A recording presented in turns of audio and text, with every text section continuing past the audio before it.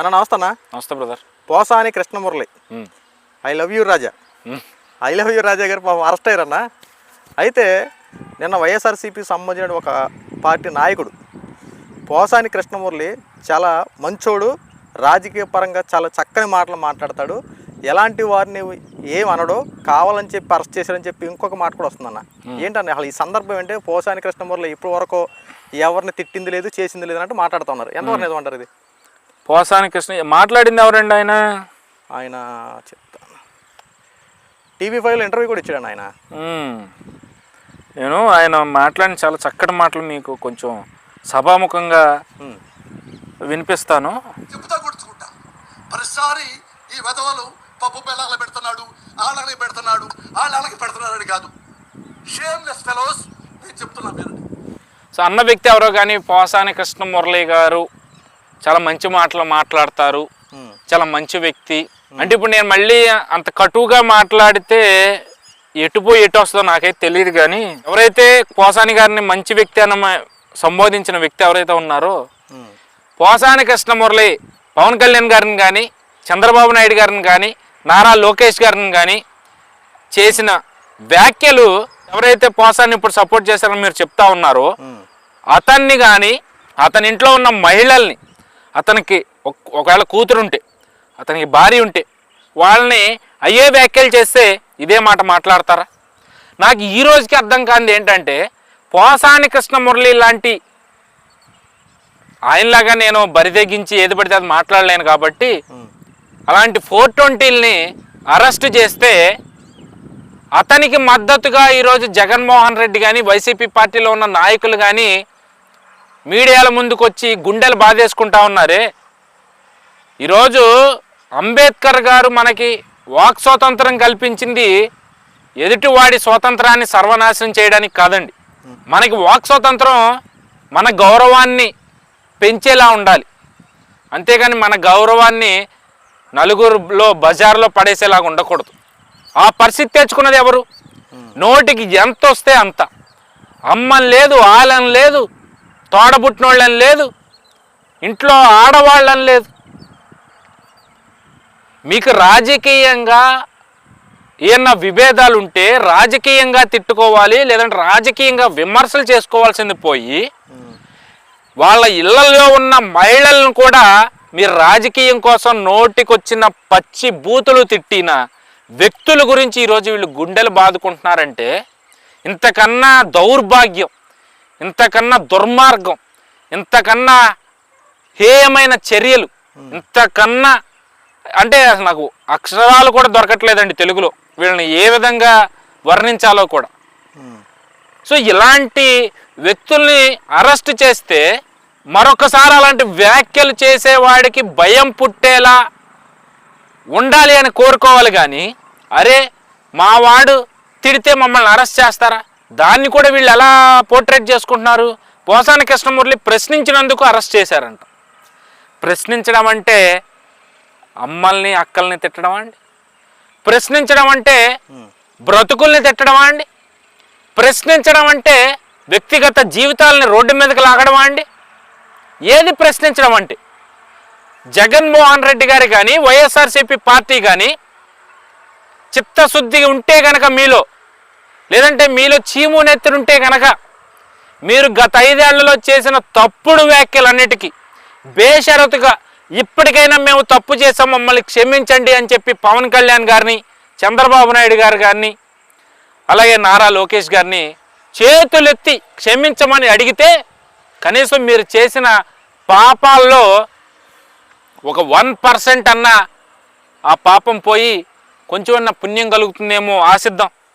అది మానేసి తప్పుడు వ్యాఖ్యలు చేసిన ఒక తప్పుడు వ్యక్తిని జైల్లో వేస్తే ఏదో తప్పు జరిగిపోయిందని చెప్పి గుండెలు బాధేసుకోవడం ఎంతవరకు కరెక్ట్? ఈరోజు ప్రజలు అన్నీ గమనిస్తూ ఉన్నారు కదా. మీరు అలాంటి వ్యాఖ్యలు చేయడం వల్లే కదా ఈరోజు మీకు 11 సీట్లకు మిమ్మల్ని పరిమితం చేసింది. ఇప్పటికి కూడా మీకు బుద్ధి రాకపోతే ఇంకెలా? అసలు ఏం జరుగుతుంది రాష్ట్రంలో? ప్రజలు ఎందుకు చీకొట్టారు మమ్మల్ని అని ఇప్పటికీ కూడా మీలో మీరు ప్రశ్నించుకోవడం మానేసి తప్పు చేసిన వాడిని అరెస్ట్ చేస్తే మీడియాల ముందుకు వచ్చి వాగుతారు, లేదా ఎలక్షన్ కోడ్లు ఉన్నా సరే జైలుకి వెళ్ళి మరీ కలుస్తారు. అది మీ పార్టీ వ్యక్తిత్వం. మళ్ళీ వాటిని ఎవరన్నా ప్రశ్నిస్తే మిమ్మల్ని వ్యక్తిత్వ హననం చేశారని చెప్పి మీరే గుండెలు బాధేసుకుని, మనం ఏదో సినిమాల్లో చూస్తాం కదా, ఒక లేడీ విలను హీరోని లేదంటే ఆ సీన్లో ఉన్న వ్యక్తిని ప్రజల్లో బ్యాడ్ చేయాలి అంటే తనకు తానే జాకెట్లు చింపేసుకుని జుట్టు చెరిపేసుకుని నన్ను రేప్ చేశాడని చెప్పి ఆ సినిమా సీన్లో ఆవిడ ఏదైతే హల్చల్ చేస్తుందో అలాగే ఈరోజు వైఎస్ఆర్సీపీ పార్టీ తీరు అలా కనిపిస్తూ ఉంది నాకు. తప్పు చేసింది మీరు, తప్పుడు వ్యాఖ్యలు చేసింది మీరు. ఈరోజు మళ్ళీ వీళ్ళు ట్రోల్స్ చేస్తూ ఉన్నారు, ఎన్డీఏ కూటమిలో నాయకులు మాట్లాడలేదా అని. అయ్యా, మీరు మాట్లాడిన చండాలపు మాటలతో పోలిస్తే 0.00001% కూడా కూటమి పార్టీలో ఉన్న నాయకులు మాట్లాడలేదండి. మనం చేసిన తప్పు మనకు కనిపించట్ల. ఎదుటోడు మాట్లాడిన దాన్ని ఈరోజు పోసాన అరెస్ట్ అయ్యేసరికి బయట పెడతా ఉన్నారు. అసలు మొదలుపెట్టింది మీరే కదండి. ఎలాంటి మాటలండి? ఈరోజు వాటి గురించి మనం వాటిని మాట్లాడాలన్నా కూడా నాకు సిగ్గేస్తుందండి.